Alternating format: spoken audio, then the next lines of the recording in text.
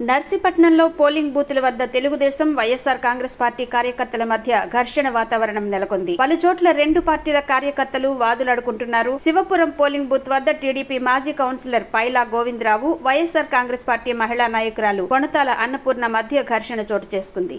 వైసీపీకి చెందిన కార్యకర్తలను కొట్టారంటూ ఘర్షణకు దిగారు. కార్యకర్తలు సూపర్ 6 పేరుతో సైకిల్ గుర్తు కలిగిన ఓటర్ల స్లిప్పులు పంచడంపై రెండు పార్టీల కార్యకర్తల మధ్య గొడవ జరిగింది. నర్సీపట్నం డీఎస్పీ మోహన్ రావు జోక్యం చేసుకుని ఓటర్లకు పంచుతున్న స్లిప్లను స్వాధీనం చేసుకున్నారు. ఎన్నికల నిబంధనలకు విరుద్ధంగా ఓటర్ స్లిప్పులు మీరు ఎలా పంచుతారని తెలుగుదేశం కార్యకర్తలపై ఆగ్రహం వ్యక్తం చేశారు. ఇదే తరహాలో టీడీపీ, వైసీపీ కార్యకర్తల మధ్య ఘర్షణ జరిగింది.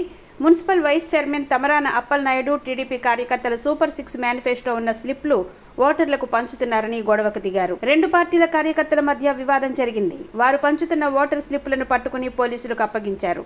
కొత్త వీధి పోలింగ్ కేంద్రం వద్ద టీడీపీ, వైసీపీ కార్యకర్తలు కొట్టుకునే స్థాయిలో గొడవకు దిగారు.